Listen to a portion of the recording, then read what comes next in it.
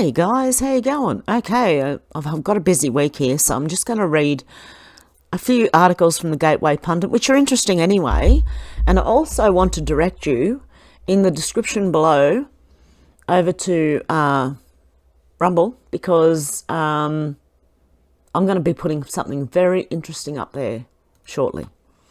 So hopefully you'll join me over there. He's shot. Joe Biden struggles getting into SUV after Virginia fundraiser. Okay, there's a video here, apparently. 81-year-old Joe Biden Tuesday evening struggled to get into his SUV motorcade after an exhausting night of fundraising in McLean, Virginia. Nurse Jill and Joe travelled to Virginia to attend a fundraiser with Clintonite Terry McAuliffe. Bill and Hillary Clinton were also in attendance, according to reports. Joe Biden raised $8 million from Democrat elitists on Tuesday night. RNC Research says Biden spent his evening at a ritzy fundraiser with Hillary, Bill and Terry McAuliffe. He then left for the beach. How's he walking on the sand? Nurse Jill had to guide feeble Joe as they departed the ritzy fundraiser with the Clintons. Watch. Okay. I'll turn the volume down, but we'll make this big so you can see everything. He's got a person on either side of him at the moment.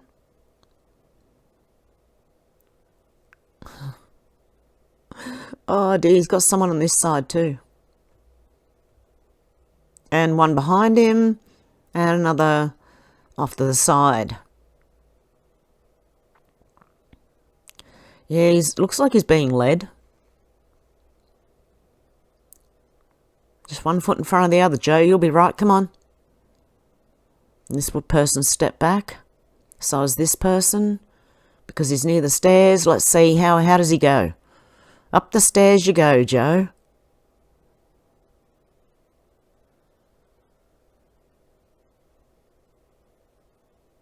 He still looks feeble. And no one salutes him back. There you go. Trump War Room said Crooked Joe, who is hardly ambulatory at this point, had a really hard time getting into the SUV. Oh, okay, that one's really loud. So we'll just turn the volume off. This is the zombie apocalypse. Let's see. Oh, foot up, foot up. In you go. The leg's just not doing it, is it? Push that leg. Push up, push up. Anyway. Okay. Oh dear, and that was that. Okay. That was by Christina Layla. Okay. The GOP reps introduced a resolution without Senate approval to nullify subpoenas for Bannon, Navarro, Scavino and Meadows, declare January 6th committee illegitimate, which we all know has been for a long time. Speaker Thomas Massey said, Speaker Johnson, why don't we rescind the congressional subpoena for Steve Bannon and officially repudiate the J6 committee by a vote of Congress? Now Massey has taken his proposal from social media to the House floor, introducing a bill aimed at saving Bannon and Navarro from serving their prison sentences. Rescinding the subpoenas issued by the January 6th Select Committee on September the 23rd, 2021, October the 6th, 2021 and February 9th, 2022, and withdrawing the recommendations finding Stephen K. Bannon, Mark Randall Meadows, Dan Scavino Jr. and Peter K. Navarro in contempt of Congress, the resolution reads. According to Massey, this does not need Senate approval. The original subpoenas were issued unilaterally from the House, so the House can rescind them unilaterally. Wow, that's interesting. Time is of the essence. Speaker Johnson should immediately bring this resolution to the floor for a vote.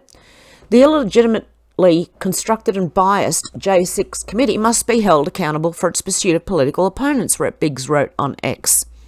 Rep. Burlinson also wrote on X today, Rep. Thomas Massey, Rep. Andy Biggs and I introduced a resolution to rescind the subpoenas issued by the illegitimate J6 committee for Steve Bannon, Mark Meadows, Dan Scavino and Peter Navarro, and withdraw the recommendations, finding them in contempt of Congress. Before the J6 committee was even established, Democrats had already determined what would be the committee's conclusion, that President Trump and his advisers were to blame for anything that took place on January 6.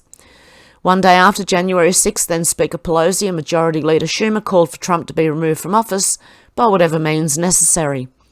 Pelosi even went as far as to say that Trump could be an accessory to murder. On January 13th, House Democrats and 10 Republicans impeached President Trump over the events of J6.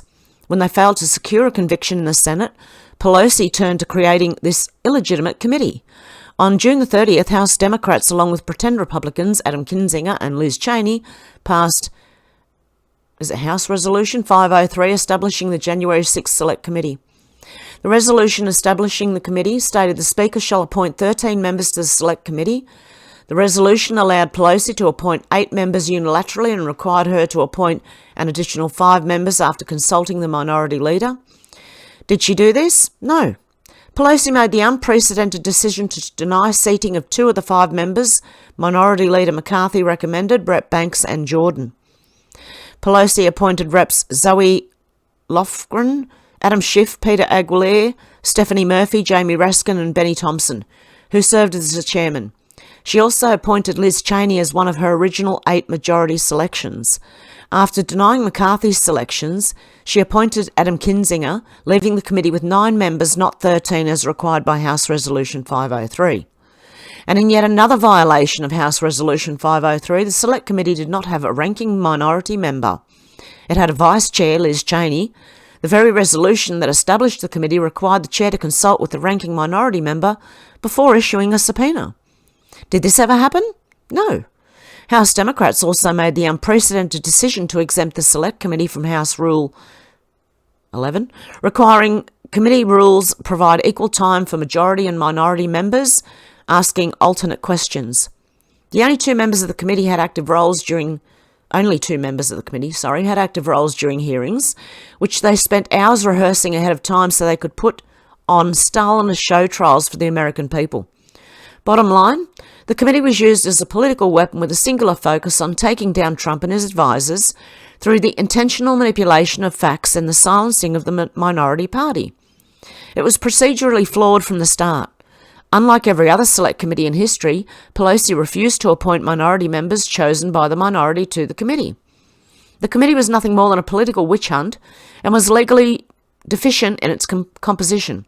It was more focused on wasting tens of millions of taxpayer dollars, producing made-for-TV hearings that followed House rules or the fact.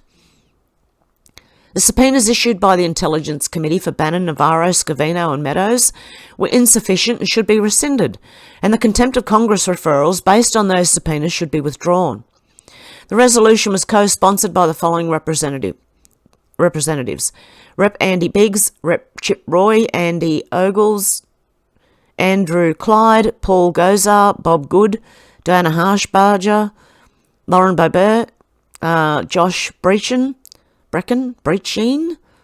Clay Higgins, Mary Miller, Barry Moore, Anna Paulina Luna, Ellie Crane, Jim Banks, Michael Cloud, Dan Bishop, Scott Perry, Matt Rosendale, Matt Gaetz, Warren Davidson, and Lance Gooden. So the resolution to drop it was sponsored by the following representatives. Okay? So you got that. And we've got this. Jill Biden, disgusting, evil piece of crap. TikTok user does not hold back, tells the world what she thinks of Joe Biden's LA fundraiser. Okay. I was frozen for a sec there. TikTok personality, user Popcorn and Pajamas, good on her, has 113,000, sorry. Where'd I get 111 from? I am totally I don't even know if it's dyslexia or what it is, but I'm reading complete wrong numbers. 113.9k followers and 1.5 million likes on the social media app. On Sunday, she posted a video following Joe Biden and Barack Obama's fundraiser in Los Angeles in front of a theatre of supporters who paid top dollar to sit in an auditorium to hear Joe Biden ramble and freeze on stage. Joe Biden and Barack Obama appeared on stage together for a fundraiser in Los Angeles, California on Saturday evening. Biden reportedly raised $28 million from Hollywood elitists in Los Angeles. Out-of-touch Hollywood actors and singers like George Clooney, Barbra Streisand and Julia Roberts helped Biden raise money at the Peacock Theatre. The event ended with Barack Obama taking Joe Biden's arm and taking him off stage. Their 40-minute appearance was too much for old Joe, who was completely lost and did not know what to do. Chris Gardner said that's a wrap on record setting Democrat fundraiser for Joe Biden's re-election campaign, netting $28 million. Former President Barack Obama and President Joe Biden offered final waves to Peacock Theatre crowd as Obama then grabs Biden's hand to lead him off stage following a 40-minute... Geez, did he last that long? Following a 40-minute... Hello?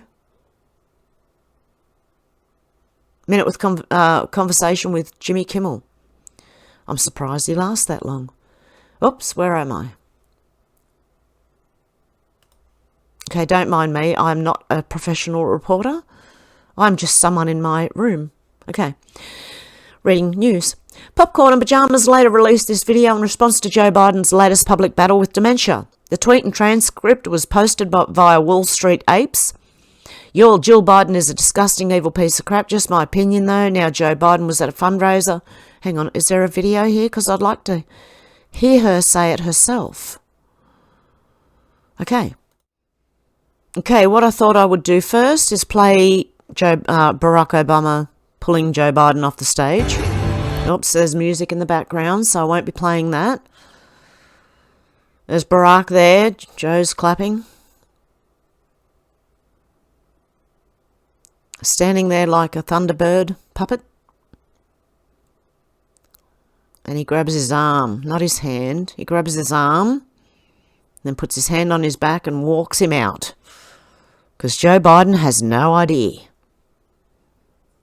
Let's go, Brandon. Dear. The potato in chief. I don't know. Oh, is that a curtain going down? Oh, okay.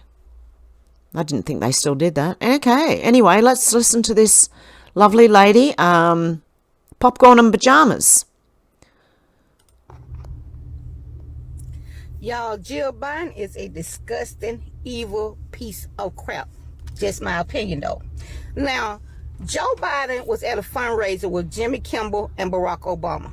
And they was on the stage. And when they got ready to leave the stage, of course, Joe Biden was standing there like a deer in headlights, not knowing what they're doing. We used to that. We used to him standing there like a deer in headlights. But Barack Obama had to grab him and lead him off the stage. If y'all think I'm lying, go take a look at the video. Now we can't forget when they was in Italy with the G7 leaders that he wandered off, and the prime minister had to go and get him and bring him back over there where everybody was at. And we're not gonna forget when the Easter Bunny had to get him. But the reason I said Jill Biden is a disgusting piece of crap because she know that her husband is sick. She know that her husband is not mentally there. I'm not saying that he will always be mentally there. I'm not saying that. But right now, she know this man is not mentally there. And she's allowing these people to use him to keep whatever little power that she has, whatever little title she has as first lady. She's willing to let them use this man because that's what the Democrat Party is doing. The Democrat Party is using Joe Biden because let me tell you something. If they cared about anything about Joe Biden, if they cared about this man or his health, they would even tell them, hey, go home and rest. But instead of doing that, they're willing to use this man. And that's what they're doing. And this is why I think Jill Biden is an evil, disgusting, low-life piece of trash. Just my opinion. We all have them. I mean, come on. And we know this man have Alzheimer's or dementia. And if y'all want to know how I know, because my mother had first stage of Alzheimer's before she passed. And these are the same things that she was doing. That's how I know. And if it's any nurses or doctors out there, y'all know it too. Y'all know this man have first stage of dementia, if not further longer than first stages. But this Democrat Party is willing to use this man. Use this man just to keep power. And y'all think the Democrat Party care about anything. The Democrat Party don't care about nothing or no one, obviously, but to keep power. Nancy Pelosi about 103. She's still up there trying to keep power. Chuck Schumer needs to be gone. And I'm going to get on the Republican too, because Mitch McConnell, he right behind Nancy Pelosi. He about 102. He needs to be gone. But right now, I'm talking about the President of the United States of America. This man is sick. And his wife, the woman who's supposed to be protecting him, the woman who's supposed to be looking out for him and have his best interests at heart, is allowing these people to use him just to keep whatever little power and title that she have. And y'all think I want to know why I'm saying she's a disgusting piece of crap. In my opinion, of course. I mean, this is ridiculous. Then you still have people out here talking about, well, Joe Biden, he's the best president. He's doing a good job. Doing a good job doing what? Because he can't find himself off the stage. So what is he doing a good job at? I guess when he's able to find himself off the stage without help, y'all think that's a good job. I can't take these people serious. This is why I don't take Biden supporters serious. Because these people are so filled with hate and anger against Trump that they're willing to put their money and their best behind a man that can't even find himself off stage. This is ridiculous. I mean, it's just my opinion. This is disgusting.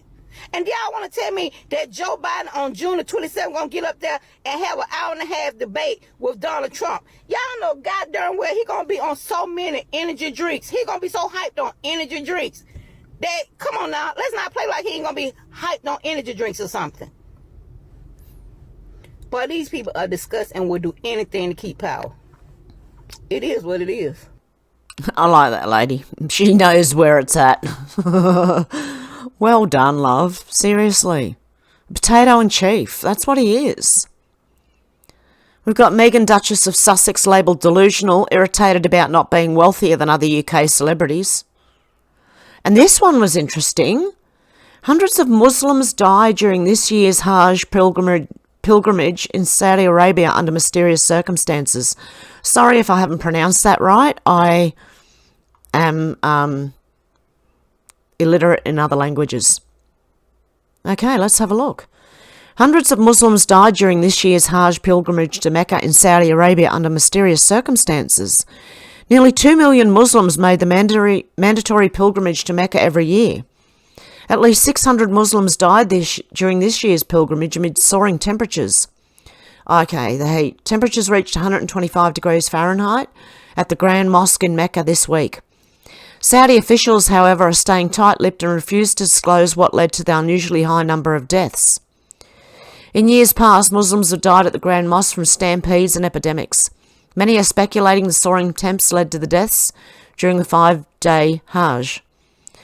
Hundreds of people died during this year's Hajj pilgrimage in ABC News reported in Saudi Arabia as the faithful faced intense high temperatures at Islamic holy sites in the Desert Kingdom, officials said Wednesday, as people tried to claim their loved ones' bodies. Saudi Arabia has not commented on the death toll amid the heat during the pilgrimage, required of every able Muslim once in their life, nor offered any causes for those who died. However, hundreds of people had lined up at the emergency complex in in this neighbourhood, Maisim neighbourhood in Mecca, trying to get information about their missing family members. One list circulating online suggests at least 550 people died during the 5-day Hajj. The medic who spoke to the Associated Press on condition of anonymity to discuss information not released publicly by the government said that the names listed appeared genuine. That medic and another official, who also spoke on condition of anonymity, said they believed at least 600 bodies were at the facility.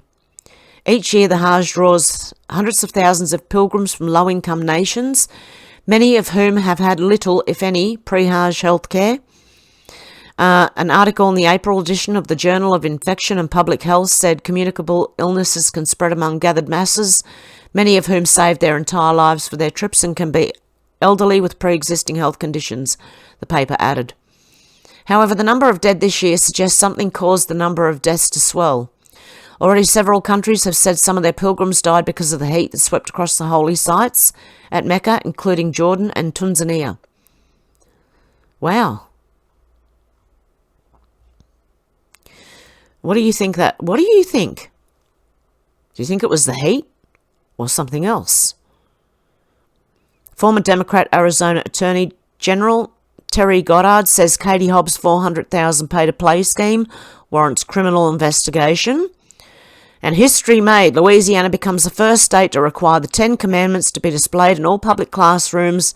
The radical left groups vow legal brawl.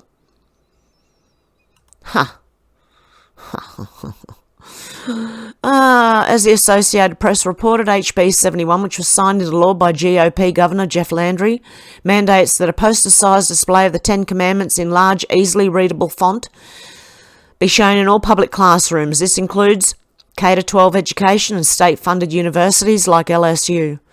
The displays will be paired with a 4-paragraph context statement describing how the Ten Commandments were a prominent part of American public education for almost 3 centuries, according to CBS News.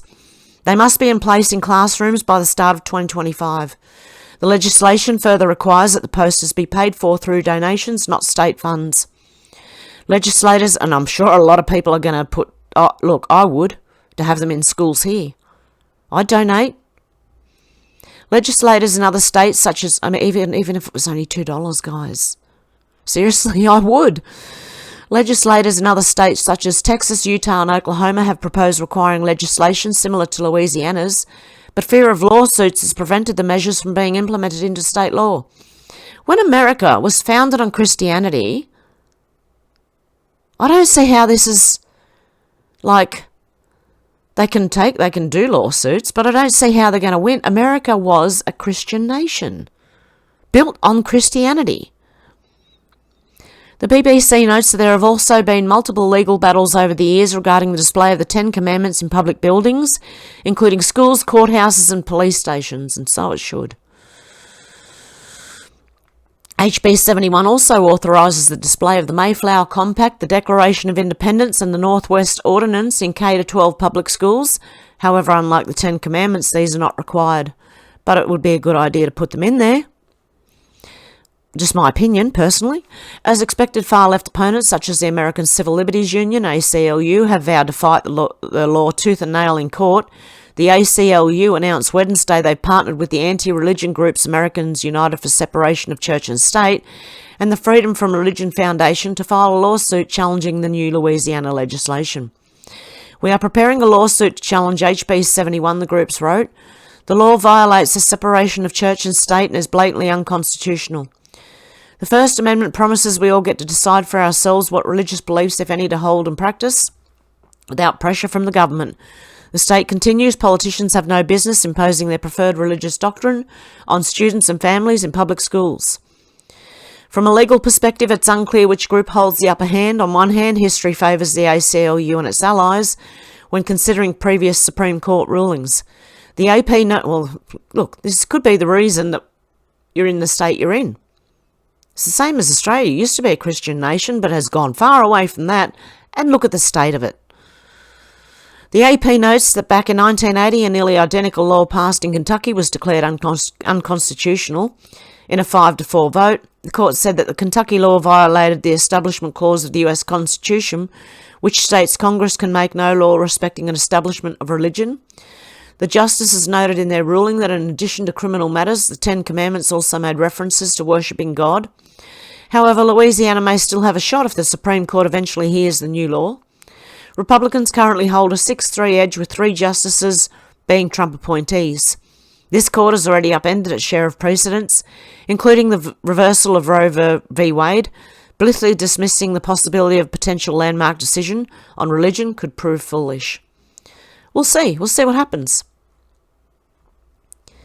But the only way to get away from the state that you're in, that we're all in, I believe, is Christianity. But you can let me know if you don't agree, and that's fine. You do not have to agree with me at all. But you can let me know what you think. Okay, what else have we got here? Anything else interesting? Trump-backed Navy vet wins Senate primary, will face off against Tim Kaine. Exclusive, before transferring to DA Bragg's office, Biden DOJ bad actor Matthew Colangelo shut down all 2020 election investigations. Oh.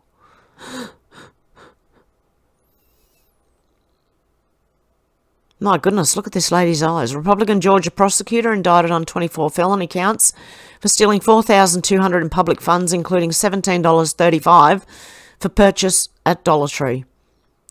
Okay, now do Nancy Pelosi.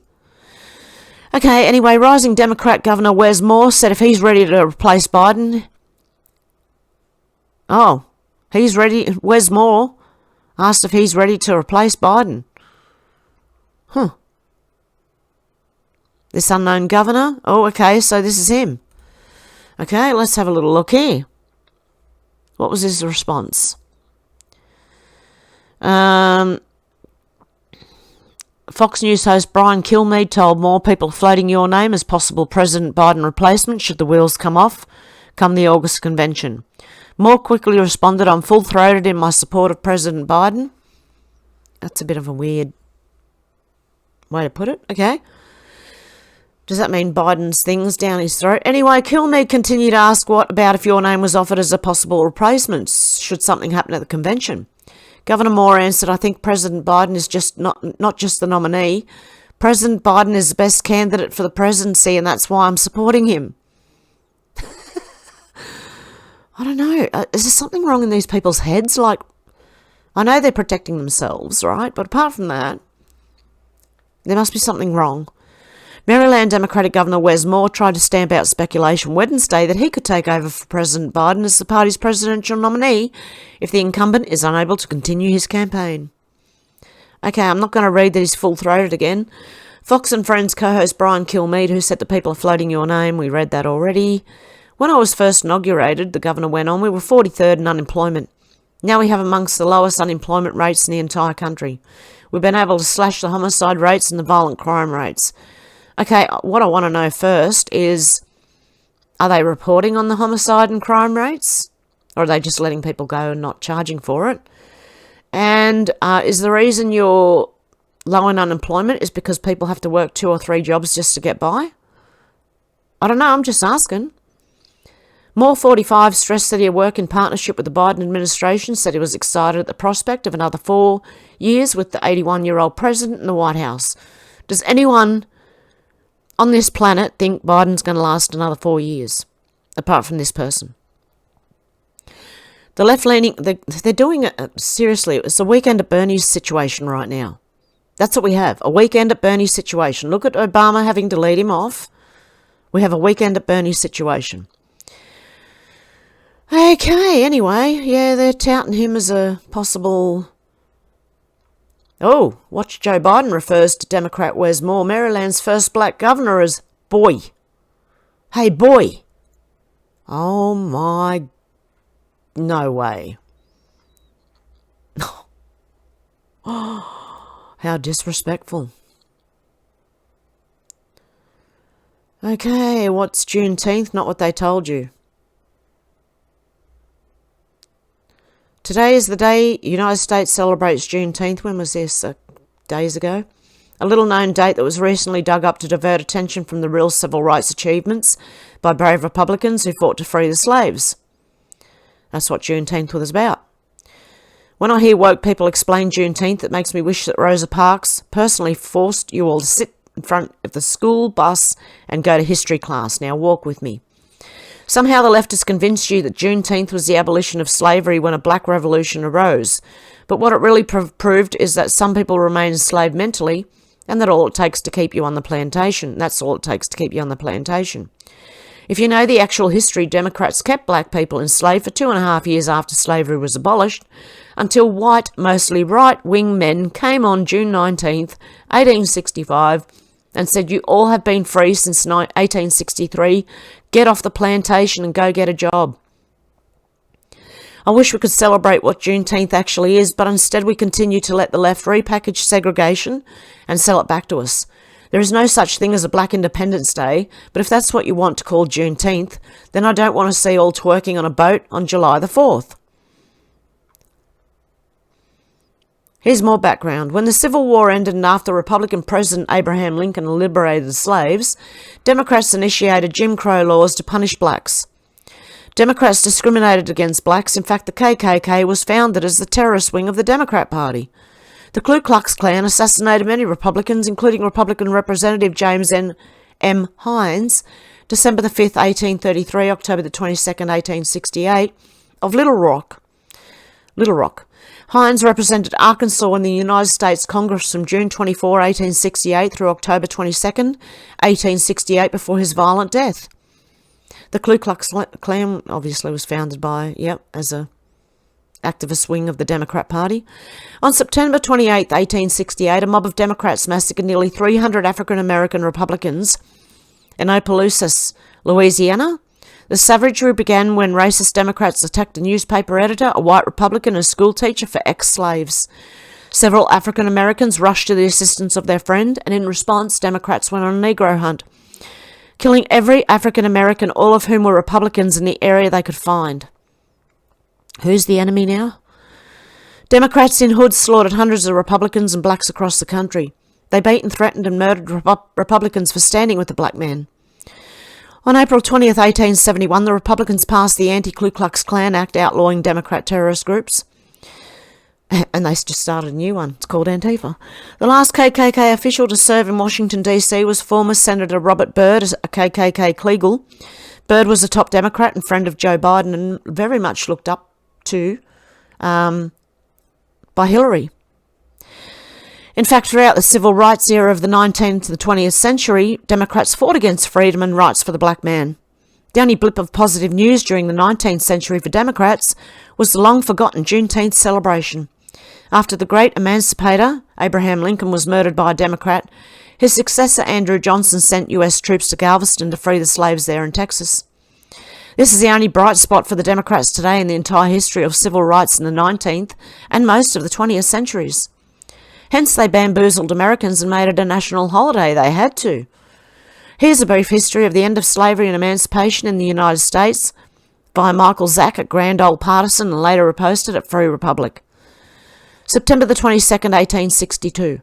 Republican President Abraham Lincoln issues preliminary Emancipation Proclamation. January 1st, 1863, Emancipation Proclamation implementing the Republicans' Confiscation Act of 1862 takes effect. The Democrat Party continues to support slavery. February 9th, 1864, Susan B. Anthony and Elizabeth Cady Stanton deliver over 100,000 signatures to U.S. Senate, supporting Republicans' plans for constitutional amendment to ban slavery. June the 15th, 1864, Republican Congress votes equal pay for African American troops serving in the U.S. Army during the Civil War. June the 28th, 1864, Republican majority in Congress repeals Fugitive Slave Acts. October the 29th, 1864, African American abolitionist Sojourner Truth says of President Lincoln, "I never was treated by anyone with more kindness and cordiality than was shown to me by that great and good man." January 31st, 1865, 13th Amendment banning slavery passed by U.S. House with unanimous Republican support and tense Democrat opposition. Republican Party support 100%, Democratic Party support 23%. March 3rd, 1865, Republican Congress establishes Freedmen's Bureau to provide healthcare, education and technical assistance to the emancipated slaves. April 8th, 1865, 13th Amendment banning slavery passed by U.S. Senate, Republican support 100%, Democrat support 37%. June 19th, 1865, on Juneteenth, U.S. troops land in Galveston, Texas to enforce ban on slavery that had been declared more than 2 years before by the Emancipation Proclamation. November the 22nd, 1865, Republicans denounced Democrat legislature of Mississippi for enacting black codes, which institutionalized racial discrimination. 1866, the Republican Party passes the Civil Rights Act of 1866 to protect the rights of newly freed slaves. December the 6th, 1865, we've gone back to 1865. Okay. Republican Party's 13th Amendment banning slavery is ratified. 1865, the KKK launches as a terrorist arm of the Democratic Party. February 5th, 1866, U.S. Rep. Thaddeus Stevens introduces legislation successfully opposed by Democrat President Andrew Johnson to implement 40 acres and a mule relief by distributing land to former slaves. April 9th, 1866, Republican Congress overrides Democrat President Johnson's veto. Civil Rights Act of 1866, conferring rights of citizenship on African Americans, becomes law. April 19th, 1866, thousands assemble in Washington, D.C. to celebrate Republican Party's abolition of slavery. May 10th, 1866, U.S. House passes Republicans' 14th Amendment guaranteeing due process and equal protection of the laws to all citizens. 100% of Democrats vote no. June the 8th, 1866, U.S. Senate passes Republicans' 14th Amendment, guaranteeing due process and equal protection of the law to all citizens. 94% of Republicans voted yes, and 100% Democrats vote no. July the 16th, 1866, Republican Congress overrides Democrat President Andrew Johnson's veto of Freedom's Bureau Act, which protected former slaves from black codes denying their rights. July the 28th, 1866, Republican Congress authorises formation of the Buffalo Soldiers, 2 regiments of African-American cavalrymen. July the 30th, 1866, Democrat-controlled city of New Orleans orders police to storm racially integrated Republican meeting. Raid kills 40 and wounds more than 150. January 8th, 1867, Republicans override Democrat President Andrew Johnson's veto of law granting voting rights to African Americans in D.C. July 19th, 1867, Republican Congress overrides Democrat President Andrew Johnson's veto of legislation protecting voting rights of African Americans. March 30th, 1868, Republicans begin impeachment trial of Democrat President Andrew Johnson, who declared, "This is a country for white men, and by God, as long as I'm president, it shall be a government of white men." Tell me again who the racists are. May 20th, 1868, Republican National Convention marks debut of African American politicians on a national stage. 2. Pinckney, Pinchback and James Harris attended as delegates and several serve as presidential electors. 1868, July 9th. 14th Amendment passes and recognises newly freed slaves as U.S. citizens. Republican Party support 94%, Democratic Party support 0. September the 3rd, 1868, 25 African Americans in Georgia's legislature, all Republicans expelled by Democrat majority, later reinstated by Republican Congress. September the 12th, 1868, civil rights activist Tunis Campbell and other African Americans in Georgia Senate, everyone a Republican, expelled by Democrat majority, would later be reinstated by Republican Congress. September the 28th, 1868, Democrats in Opelousas, Louisiana, or is it Opelousas, murder nearly 300 African Americans who tried to prevent assault against a Republican newspaper editor. October the 7th, 1868, Republicans denounced Democrat Party's national campaign theme, "This is a white man's country, let white men rule." October the 27th, 1868, while campaigning for re-election, Republican U.S. Rep. James Hines is assassinated by Democrat terrorists who organised as the Ku Klux Klan. November the 3rd, 1868, Republican Ulysses Grant defeats Democrat Horatio Seymour in presidential election. Seymour had denounced Emancipation Proclamation. December the 10th, 1869, Republican Governor John Campbell of Wyoming Territory signs first in nation law granting women the right to vote and hold public office. February 3rd, 1870, the US House ratifies the 15th Amendment, granting voting rights to all Americans regardless of race. Republican support 97%, Democrat support 3%. February 25th, 1870, Hiram Rhodes Revels becomes the first black seated in the US Senate, becoming the first black in Congress and the first black senator. May the 19th, 1870, African-American John Langston, law professor and future Republican congressman from Virginia, delivers influential speech supporting President Ulysses Grant's civil rights policies. May the 31st, 1870, President U.S. Grant signs Republicans' Enforcement Act providing stiff penalties for depriving any American's civil rights. June the 22nd, 1870, Republican Congress creates U.S. Department of Justice to safeguard the civil rights of African Americans against Democrats in the South. And look what the DOJ has turned into now. September the 6th, 1870, women vote in Wyoming in first election after women's suffrage signed into law by Republican Governor John Campbell. December the 12th, 1870, Republican Joseph Rainey becomes the first black duly elected by the people and the first black in the U.S. House of Representatives.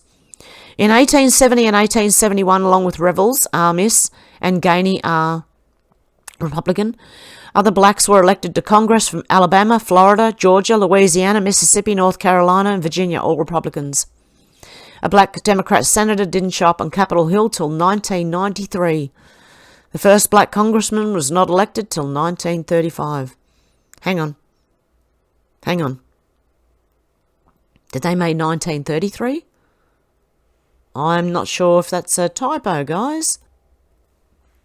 Because is it possible that the first black congressman was elected in 1935 and a black Democratic senator didn't show up in Capitol Hill till 1993?